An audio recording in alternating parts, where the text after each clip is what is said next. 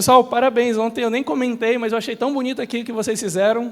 Sempre que eu venho aqui a essa igreja, eu fico surpreendido com a criatividade da preparação que vocês fazem. A minha esposa sempre diz, olha como eles são caprichosos com tudo que é feito aqui na frente. Acho bem legal. Hoje o meu filho pôde vir, o Levi, e estou feliz que o meu sobrinho, o João Otávio, veio também. Eu disse para eles, filho, eles fizeram um telescópio, filho. Aí ele queria muito vir ver, né, filho?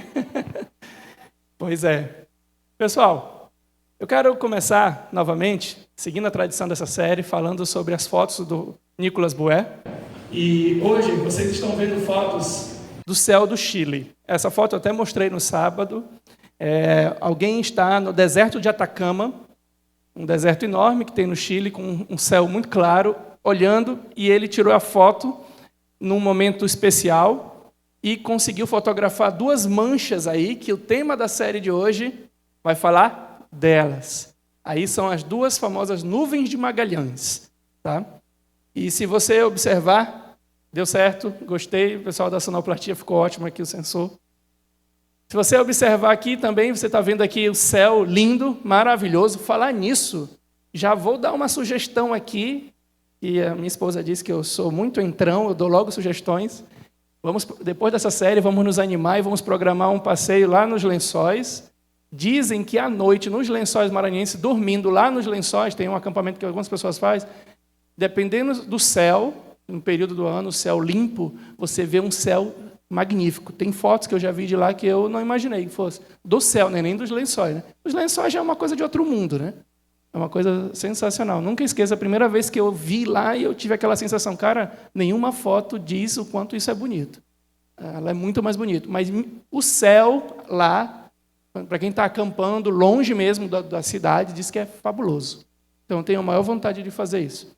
Mas vocês estão vendo aqui, ó, algumas fotos especiais que eu separei por uma razão. Todas elas têm uma característica. Além de mostrar esse céu lindo que vocês estão olhando, como eu disse ontem, são fotos reais, não são montagens, e eu nunca canso de dizer isso porque ainda me surpreende até hoje olhar essas imagens, mas todas elas têm algo em comum. O que há de comum em todas essas fotos que eu acabei de mostrar do Nicolas Bué? Vocês identificaram algo de comum? Uma mancha branca no céu. Viram? Uma mancha branca no céu, esbranquecida. Essa mancha que está aí, ó. Nas outras fotos ela fica bem mais visível em algumas delas. Pois é, pessoal, essa mancha branca é a nossa galáxia, a galáxia que habitamos, a Via Láctea. E hoje, nossa conversa hoje é para falar delas, das galáxias. E não só delas, de aglomerados. Eu disse para vocês que hoje o tema vai ser um pouco mais inovador, porque o tema de ontem foi muito bom. Eu gosto muito daquele tema. Para quem não esteve ontem, vamos lembrar, começamos nossa jornada pelo universo através dos objetos menores, que são os planetas e o nosso sistema solar. E conhecemos o que são esses errantes, esses vagabundos, que é o nome original deles, que vagueiam pelo céu. Aprendemos o que eles são, entendemos o que aconteceu com Plutão, que em 2006 foi rebaixado de planeta para planeta não, né? É até engraçado, ele foi rebaixado para planeta não, né? Então, Plutão foi desclassificado de planeta para planeta não, ou planetoide. Nós falamos sobre algumas características dos planetas, falamos como Júpiter é enorme, falamos do Sol, que ele é simplesmente descomunal comparado com os outros planetas do Sistema Solar. Mas falamos que, apesar dele ser tão grande, o Sol, ele é também o quê? Pequeno comparado com algumas estrelas. Falamos de estrelas que cabem dentro dela mais de 2 bilhões de sóis. Sendo que no Sol, alguém lembra o que eu disse? Quantas planetas terras cabem dentro do Sol? 1.300.000 terras. Se você pegar a Terra e jogando dentro do Sol, caberia 1.300.000. E o Sol, dentro da estrela, vocês lembram a estrela que eu falei, a maior estrela catalogada até hoje? A UY Scuti, dentro dela você pode colocar quase 3 trilhões de sóis.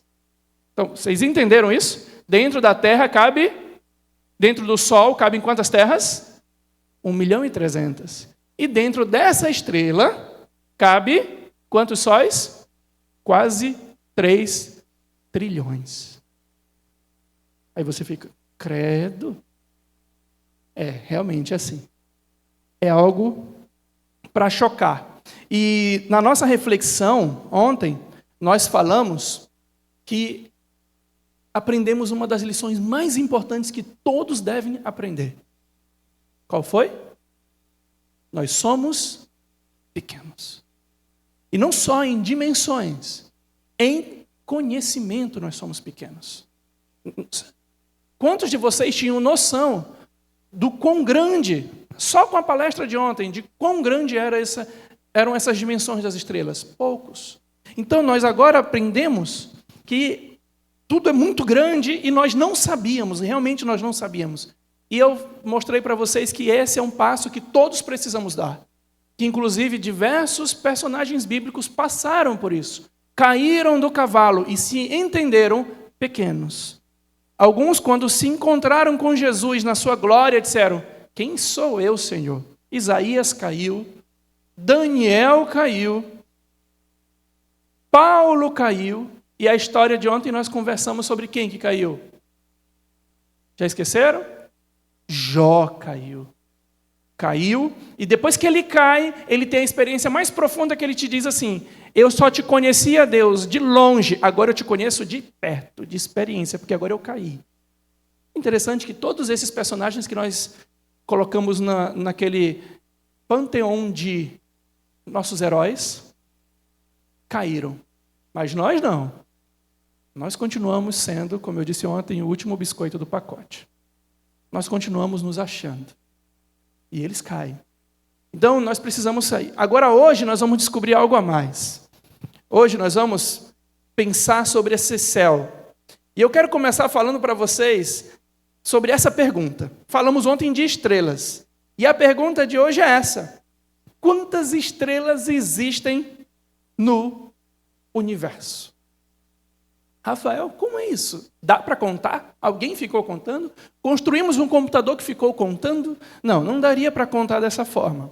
O que se faz é o seguinte, o que um grupo de astrônomos profissionais australianos fez, pesquisadores, eles analisaram a luz vinda das galáxias, analisaram a densidade, mais ou menos, de estrelas por essa luz. Então, eles avaliavam uma luz ali, pela densidade, ali estima-se que deve ter tantas estrelas. Ali, tantas estrelas. E eles varreram a luz que eles conheciam. E qual foi o resultado dessa contagem? Que não é uma contagem como a gente faz, 1, 2, 3. É por área. Como é que eles chegaram? A que número eles chegaram após esse processo?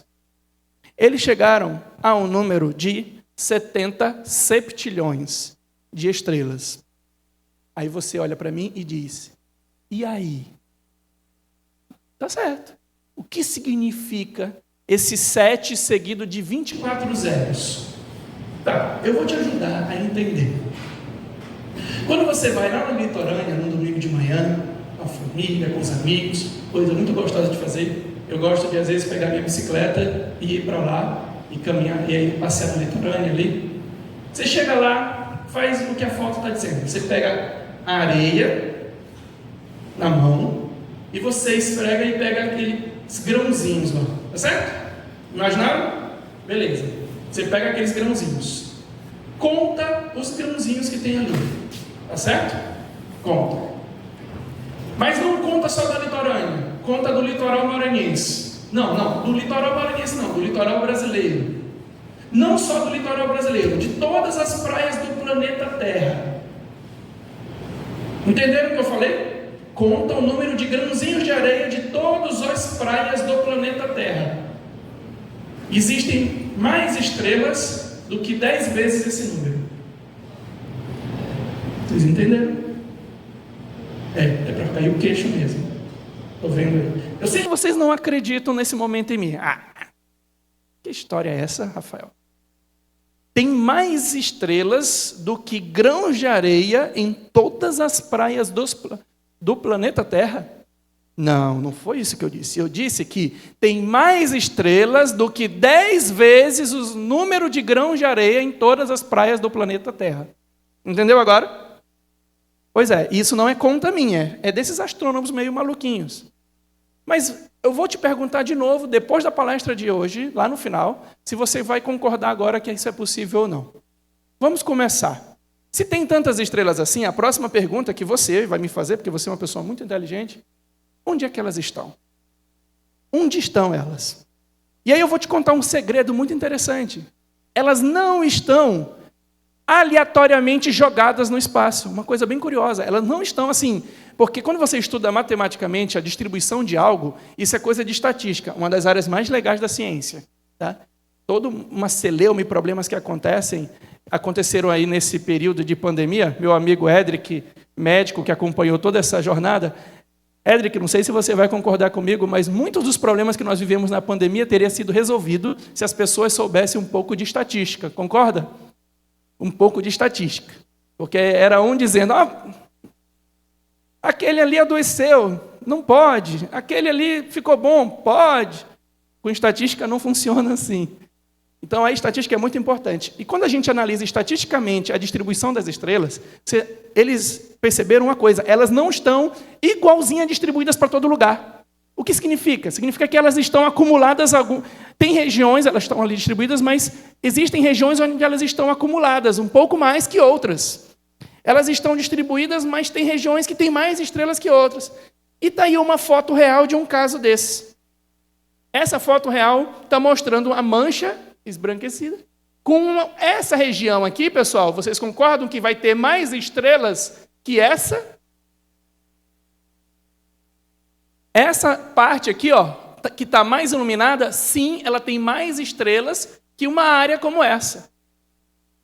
E isso é normal. Essas regiões onde tem acúmulo de estrelas, essas cidades cósmicas de estrelas, são chamadas de galáxias. São as galáxias.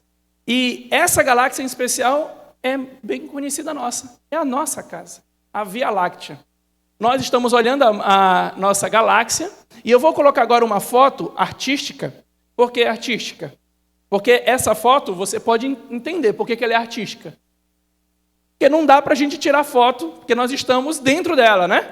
Então não vai conseguir ver assim, mas quando você analisa os estudos, os dados que vêm da Via Láctea, você descobre que ela tem essa característica. Ela tem essa espiral que sai do núcleo e ela vai crescendo. Ela é uma galáxia do tipo espiral. Já vou explicar mais ou menos o que quer dizer isso. E que nós estamos mais ou menos numa região aqui, ó, periférica da galáxia. Então não vai se achando porque você mora na península. Tu mora na periferia. Tu está aqui, ó, na periferia da galáxia. Tá certo? Então, todo mundo está na periferia, meus amigos. Dentro da nossa galáxia, nós temos cerca de 200 bilhões de estrelas. 200 bilhões só na nossa galáxia. E como o texto da Érica apresentou, para você atravessar a nossa galáxia daqui para cá, mais ou menos aqui, assim, ó, atravessar, você demoraria, indo à velocidade da luz, você demoraria cerca de 100 mil anos, indo a 300 mil quilômetros por segundo. Ela é uma galáxia linda, espiral, a massa dela é quase de 1 trilhão de massas do Sol. Tá? 1 trilhão da massa do Sol. E tem uma característica legal. Ó, outra representação de uma galáxia como a nossa, a espiral. Ela tem um disco aqui de gás, poeira, estrelas, e dentro aqui dela tem uma região central, um bojo. A gente chama de bojo na astronomia. E olha que interessante para você começar a ter noção do tamanho dela.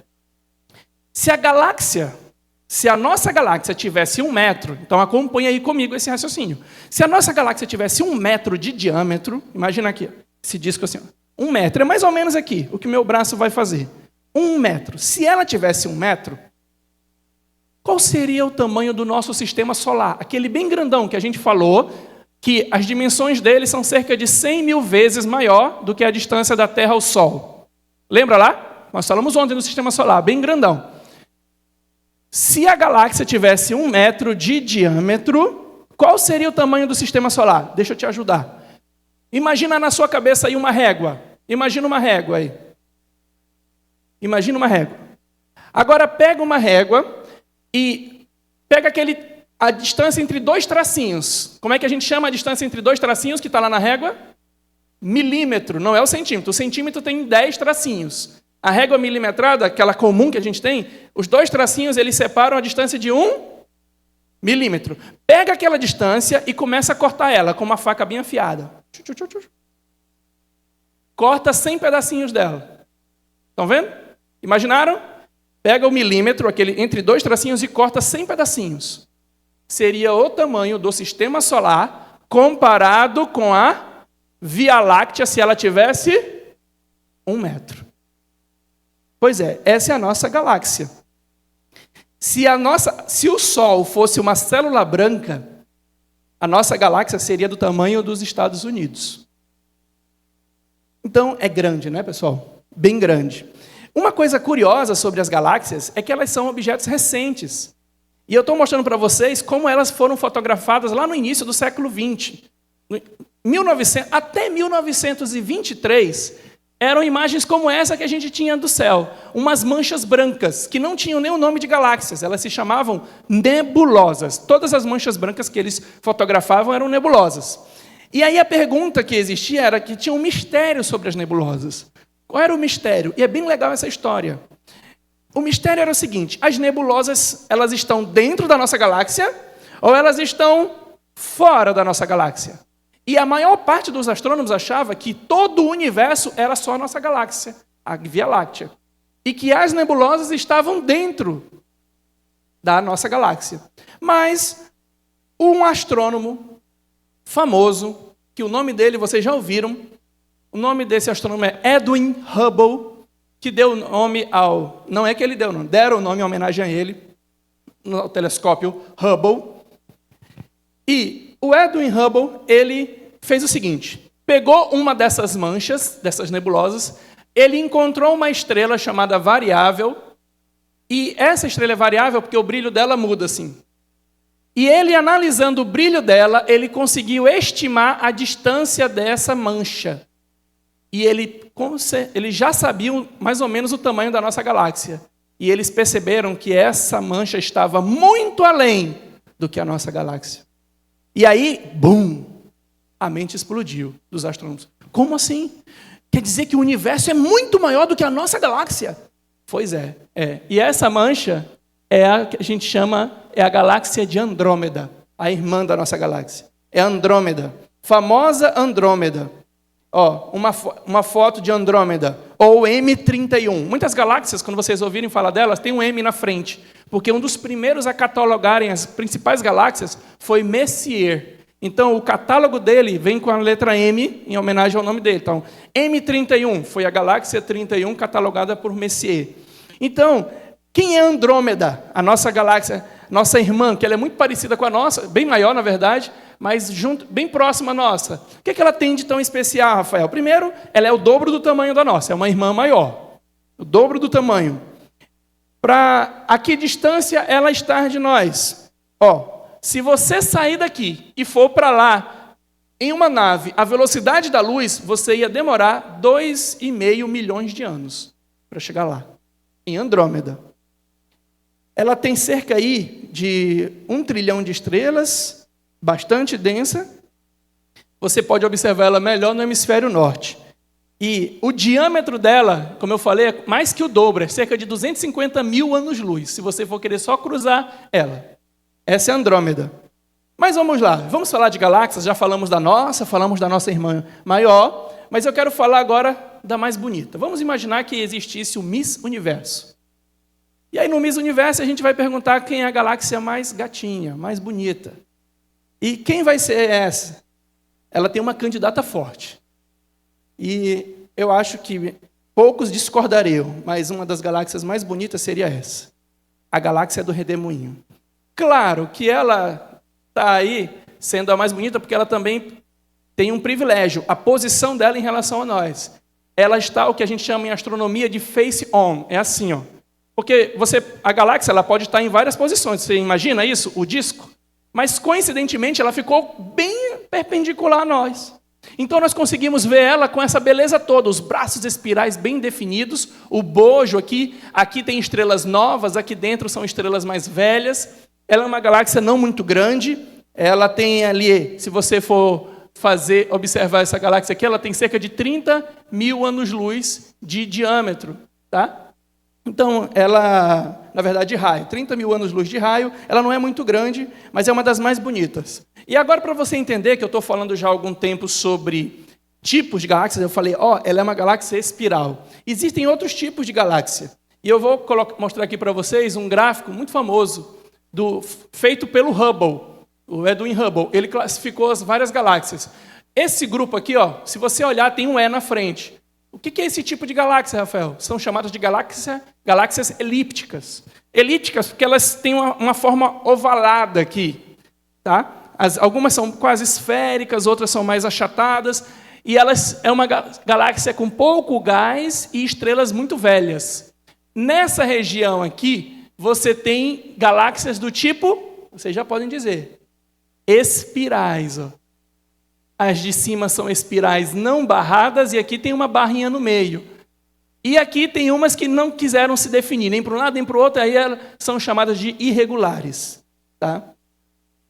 Esse é os tipos de galáxias. Mas agora, a gente gosta muito dessa série de falar sobre dimensões e tamanhos. E eu queria falar sobre o tamanho. Quais são os tamanhos das galáxias aí, para a gente começar a pensar um pouco? E essa imagem ela é bem legal, porque ela fala das menores galáxias. E eu gosto muito dessa imagem porque ela é didática. Você está vendo aqui a nossa galáxia, uma representação da nossa galáxia.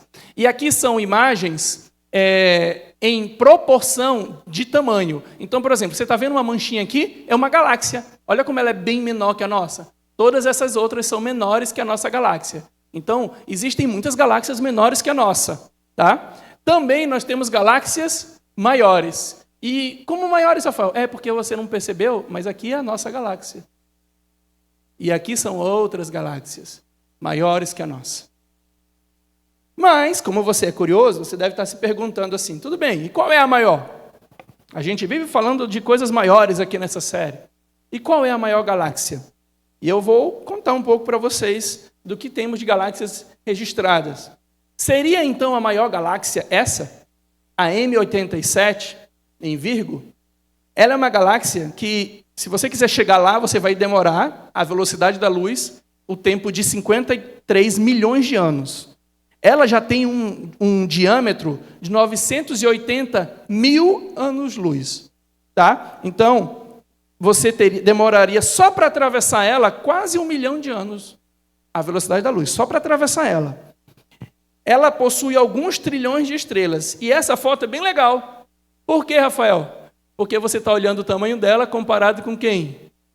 Com Andrômeda e com a nossa galáxia pequenininha. Ela é grande, né? Grande. Mas não é a maior registrada. A maior galáxia registrada é essa daqui. Está aqui, essa manchinha aqui. IC 101. A IC 101 é a maior galáxia registrada. Ela tem um diâmetro de 5,5 milhões de anos-luz. Possui 100 trilhões de estrelas. E para você chegar lá, você demoraria 1 bilhão de anos indo à velocidade da luz. Aí você diz, mas ela não parece grande coisa, Rafael. Por que você está falando tanto? Tudo bem. Como eu gosto de impressionar, está aqui. Esse é o tamanho dela. E essa é a M87 que eu mostrei ainda agora. E essa é a Andrômeda. E esse pontinho quase não visto é a nossa Via Láctea. Pois é. Mas essa é a maior galáxia registrada. Não quer dizer que não existam outras maiores. E aí fica uma pergunta para nós. Seriam as galáxias as maiores estruturas do universo? Seriam as galáxias... Quando nós falamos essa palavra, gente, estruturas, é que quando se estuda o universo, estrutura é algo que está conectado gravitacionalmente, que tem uma conexão gravitacional. Tipo, a Lua e a Terra formam um sistema, né? A gente chama de um sistema binário, que elas estão conectadas gravitacionalmente. Então, o que é galáxias? Ela é uma estrutura que conecta as estrelas que a pertencem. Seriam as galáxias as maiores estruturas do universo? Aí eu vou te contar que não.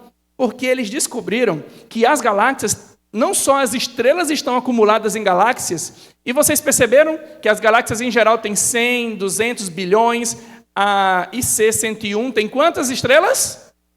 100 trilhões de estrelas só nela. Só nela. Mas a questão legal é que as galáxias também se juntam. Gente, não é só você que forma panelinha. As galáxias também formam panelinhas.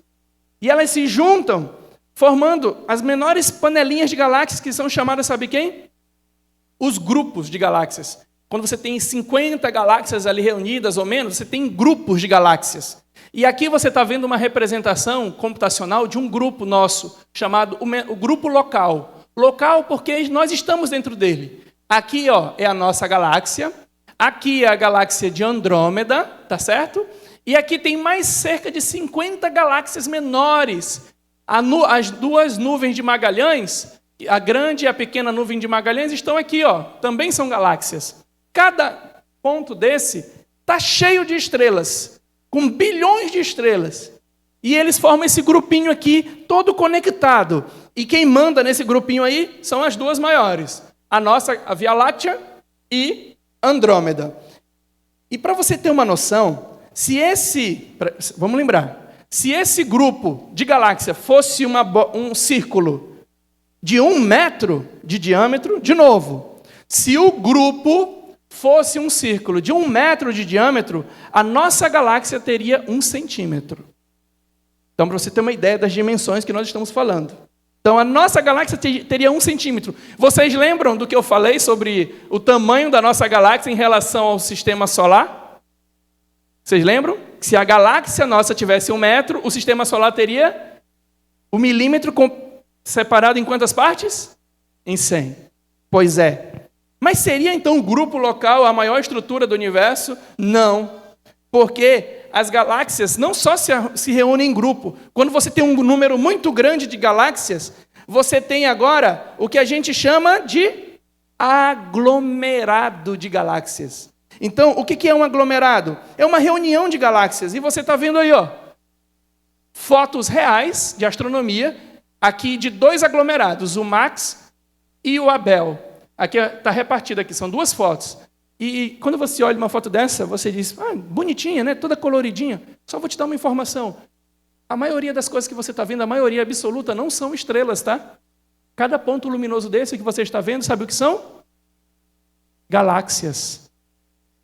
Cada ponto desse tem bilhões de estrelas. O maior aglomerado, próximo aqui, nós temos um aglomerado próximo. É o aglomerado de Virgem. Esse aglomerado de Virgem, ele é gigantesco. Só para você ter uma ideia, ele ocupa 20 milhões de anos-luz do espaço, para você atravessar esse aglomerado. E aqui é uma imagem dele. E, novamente, poucos pontos luminosos aqui são estrelas. A grande maioria são galáxias. São galáxias. Cheias. Outro aglomerado, o aglomerado de Coma. Chegamos, então, ao limite. Rafael, cansei. Está grande demais esse negócio. Nós temos estrelas que reúnem-se em galáxias, galáxias que se reúnem em grupos, e esses grupos se juntam em aglomerados de galáxias, e aí acaba? Não, porque os astrônomos, ao estudarem, lá na década de 50, eles já perceberam que os próprios aglomerados se juntam também. Não é assim conosco? A gente se une, todo mundo mora nos bairros. Os bairros se unem formando as cidades. Mas as cidades se unem, aqui na nossa ilha nós temos isso. São Luís, aí tu tem São Luís, Passo do Lumiar, não tem? Juntas, elas formam a Grande São Luís, como tem lá em São Paulo, a Grande São Paulo. Então, existe também o superaglomerado de Virgem, que é uma reunião de galáxias? Não, é uma reunião de aglomerados, onde cada um tem outras galáxias. E essa representação computacional mostra aqui, aqui é um conjunto, um superaglomerado, esse conjunto todinho. E aqui você tem o aglomerado Fornax, aqui tem o grupo local, aqui tem o aglomerado de Virgem, aqui tem outros aglomerados de Leão, vários aglomerados. E quando você está olhando, esses pontinhos brancos, de novo, não são estrelas. Esses pontinhos brancos são galáxias. E aí, pessoal? Acabou? Chegamos ao limite? Amanhã tem mais sobre as coisas maiores do universo. E agora, deu para acreditar no que a gente falou lá no início? Ficou mais fácil, né? De entender que existem mais estrelas no universo, 10 vezes mais estrelas no universo do que grãos de areia em todas as praias do nosso planeta. Pois é, gente. Se essas estruturas são grandes, imaginem isso. Ele determina, o que é que está dizendo aí? E chama cada uma pelo nome. Pois é.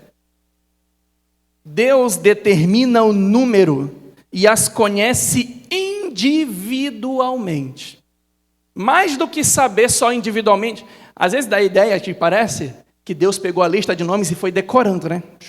Decorou tudinho. Não é isso que a Bíblia quer dizer.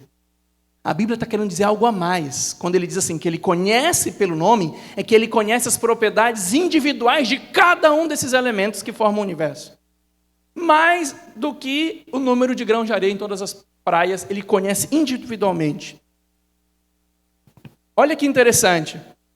O céu revela, declaram a glória de Deus e o firmamento proclama as obras de suas mãos. Um dia fala disso a outro dia, e uma noite revela a outra noite. Sem discurso, nem palavras, não se ouve a sua voz. Salmo 19.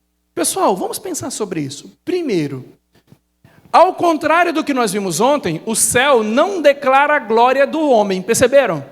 O céu não declara a glória do homem. Ontem nós aprendemos o contrário, que o céu declara o quanto o homem é pequeno.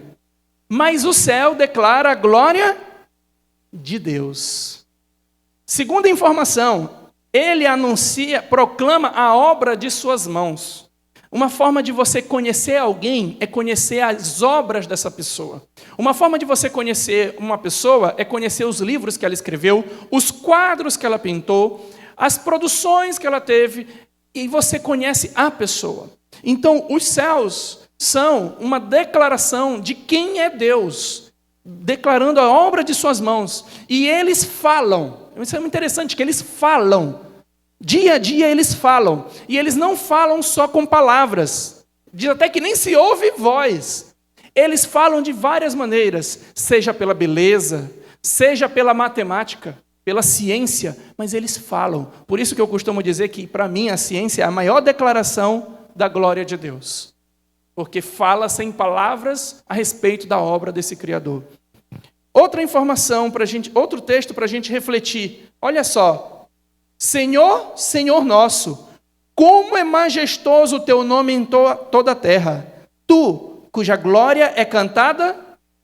De novo a Bíblia declarando que quando nós olhamos para os céus, a glória de Deus resplandece, brilha.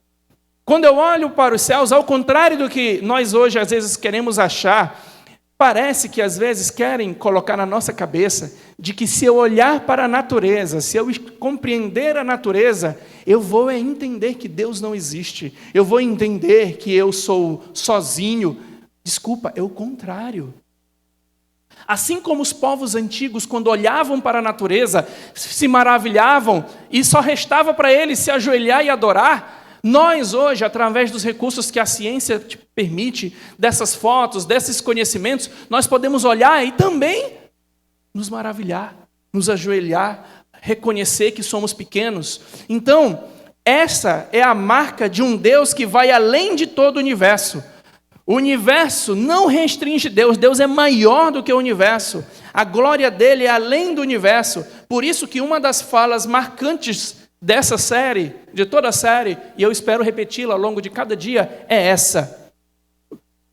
A grandeza do universo não implica em o quanto somos especiais, mas em o quanto Deus é especial. E é isso que nós precisamos pegar, entender, que é o quanto Deus é especial. E mais, olha o que o Salmo 147 diz. Grande é o nosso soberano, e tremendo é o seu poder. É impossível medir o seu entendimento. Então, duas características que são reveladas aqui, pessoal. Duas. Depois que nós conhecemos que nós somos pequenos, o estudo de ontem, hoje nós vamos reconhecer uma coisa, que Deus tem duas características. Quais são elas? Ele tem poder e Ele é que tem. Nós não temos o poder e nós não temos o entendimento. Ele tem. E aí, resta-nos a gente reconhecer que é importante a gente saber que Ele pode e que Ele sabe. Eu vou mostrar para vocês por que isso é importante. Só um parêntese. De todos os 8 episódios, não sei quanto aos 2 novos, que vai ser sexta e sábado, mas dos anteriores, dos 5 que eu tinha feito antes, o de hoje é o que eu mais gosto. Eu falei isso no Instagram, falei no WhatsApp, divulgando para os amigos, é o que eu mais gosto. Fico feliz de vocês terem vindo hoje. É o que eu gosto demais. E uma das partes que eu mais gosto das reflexões, apesar de todos os assuntos que eu falei aqui, das galáxias, eu gosto muito, mas uma das partes é sobre o que eu vou falar agora. Quando a gente pensa sobre Deus e vê do Salmo 147, a gente precisa saber que Ele pode e que Ele sabe. A gente precisa saber essas duas coisas, e eu vou tentar mostrar para vocês por quê. Primeiro, por que eu preciso saber que Ele pode? Eu vou fazer uma pergunta. Vocês lembram da analogia que eu contei ontem? Eu vou primeiro falar sobre o significado de Ele saber. Por que é importante Ele saber?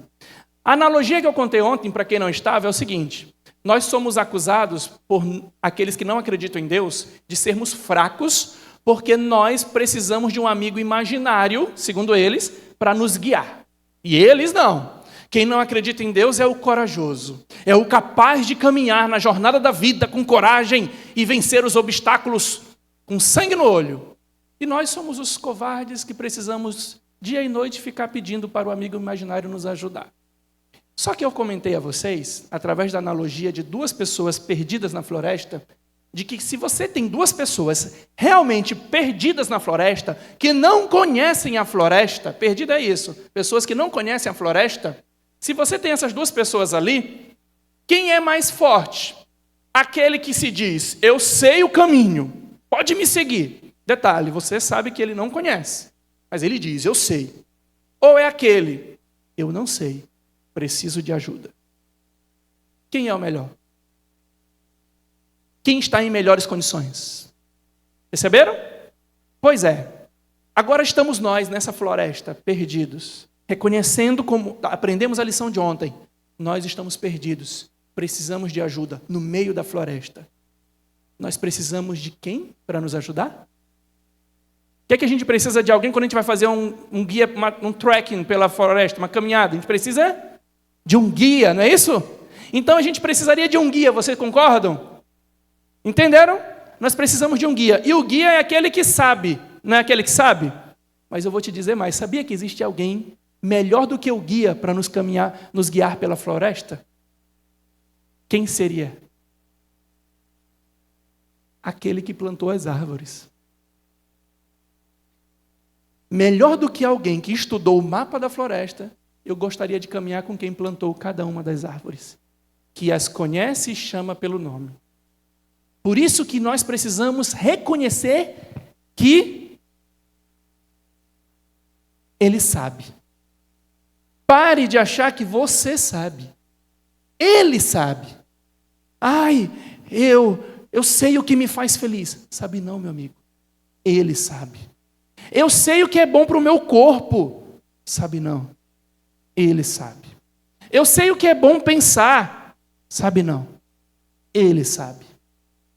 Ele sabe. É o que nós precisamos entender. Segundo, o texto fala que ele tem poder.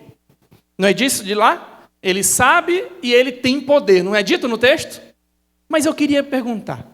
O que torna ele... A minha pergunta para vocês aqui é essa. Nós vamos agora nos concentrar nessa característica do poder de Deus. E aí, quando a gente fala no poder de Deus, qual é um dos primeiros pensamentos que nós temos? Ah, Ele criou o universo, Ele é poderoso porque Ele criou o universo, não é assim? Inclusive, uma das músicas de adoradores é essa. Ele é o criador do universo, uma música linda, por sinal. Toda vez que nós falamos sobre Deus ser poderoso, a gente lembra que Ele criou tudo. Mas eu vou te dizer uma coisa. Será que ser o mais poderoso é uma coisa? Mas será que isso torna Deus o Todo-Poderoso? Deixa eu explicar para vocês, é uma diferença pequena. Ser o mais poderoso é o que criou o universo, não tem como, não tem ninguém maior do que Ele. Ele criou o universo, Ele é o mais poderoso, forte. Mas será que Ele é o Todo-Poderoso? Que a Bíblia diz que Ele é o Todo-Poderoso. O que tornaria Deus o Todo-Poderoso? Pense. Por que você está chamando a gente para pensar nisso, irmão? O que você quer? Eu quero que você pense no seguinte. Haveria algo que mesmo o Criador do universo não poderia fazer, tendo o poder de criar todo o universo? Será que haveria algo? Porque assim, para Ele ser o Todo-Poderoso, Ele tem que poder fazer tudo. Vocês entenderam? Ser o mais poderoso é relativo, depende de quem você está relacionando. Tem todo mundo aqui, Ele é o mais poderoso. Agora, ser o Todo-Poderoso, Ele tem que fazer tudo. Vocês concordam comigo? Teria algo que mesmo Deus, sendo capaz de criar o universo, não poderia fazer? Aí eu vou te perguntar. Imagina Hitler com o poder de criar todo o universo. Vou te ajudar a responder essa pergunta. Imagina o ditador Hitler, que mandava matar pessoas no café da manhã. Imagina ele com o poder de criar todo o universo. Será que teria alguma coisa que ele não poderia fazer? Mesmo com o poder, mesmo Hitler tendo o poder de criar todo o universo, será que teria alguma coisa que ele não poderia fazer? Conquistar? Eu acho que sim. Tem uma coisa que ele não poderia conquistar. Sabe quem? O nosso amor. Os nossos corações. Ele nunca conquistaria. Ele poderia criar todo o universo, mas no máximo nós o serviríamos por medo. O máximo, para conquistar seres inteligentes, para ser o Todo-Poderoso, eu tenho que conseguir conquistar seres inteligentes, que eu criei. Hitler, se tivesse todo o poder de criar o universo, ele ainda não conseguiria conquistar o meu coração. Mas esta é a palavra do Senhor para Zorobabel. Não por força, nem por violência, mas pelo meu espírito, diz o Senhor dos Exércitos.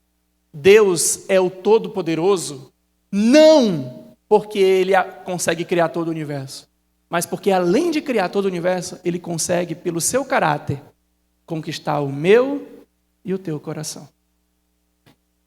É o caráter de Deus que torna Ele o Todo-Poderoso. E isso, para mim, foi uma das reflexões mais importantes de toda essa série. É o caráter de Deus. E qual é esse caráter? 1 João 4,8. Quem não ama, não conhece a Deus. Por quê? Deus é amor. Essa é a sua maior grandeza. Esse é o seu maior poder. Ser amor. Ser todo amor. Mais do que seu poder de criar o universo, podemos confiar nele por causa do seu caráter. E o texto continua de Salmos 33, mas o Senhor protege aqueles que o temem e os que firmam a esperança no seu amor, para livrá-los da morte e garantir-lhes vida, mesmo em tempos de fome. Pessoal, isso aqui tem uma declaração muito forte. Existe uma linha de pessoas que acreditam em Deus que seguem o que a gente chama de deísmo. Vocês já ouviram falar no deísmo? Deísmo são pessoas que acreditam que existe um Criador, mas que Ele não se importa conosco. É como se Ele tivesse criado e largado. Então é um Criador que é extremamente cruel. Cria e deixa a gente lá sofrendo. Não liga para nós. É grande demais para ligar. A Bíblia não permite essa compreensão sobre Deus. O Deus, nosso Deus da palavra, Ele não é um Deus apenas que tem amor por você. Ouça bem essa frase. Deus não tem apenas amor por você. Não é que Ele tem amor por você. Ele é amor por você. Então, quando tu pensa no universo, e pensa nessas dimensões, e pensa em Deus como um todo, você tem que entender que esse Deus todinho, Ele é amor. Cada parte dele é amor. E o que isso significa?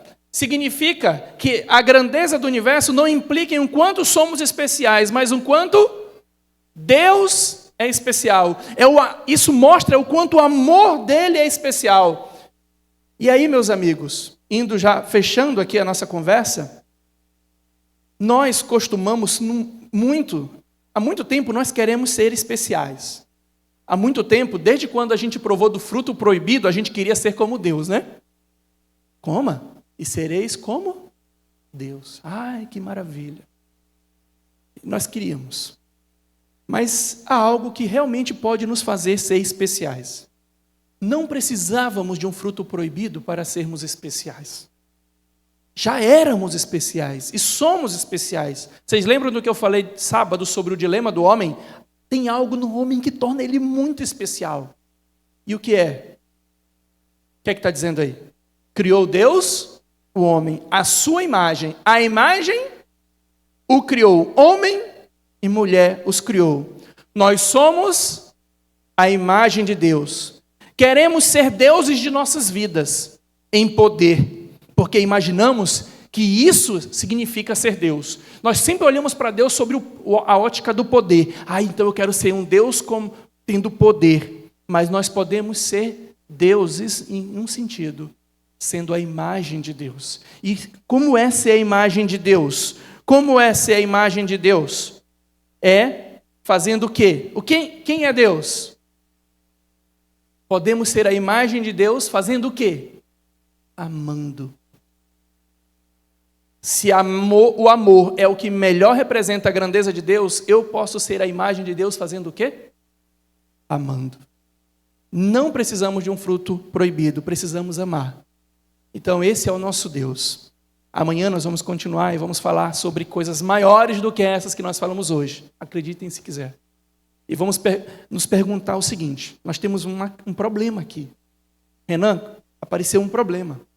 Seres muito pequenos, incapazes, sem poder, sem conhecimento, e um ser muito grande, com poder e com conhecimento. Então existe um abismo separando. Um abismo do tamanho do universo. Amanhã nós vamos pensar em como Deus transpôs esse abismo.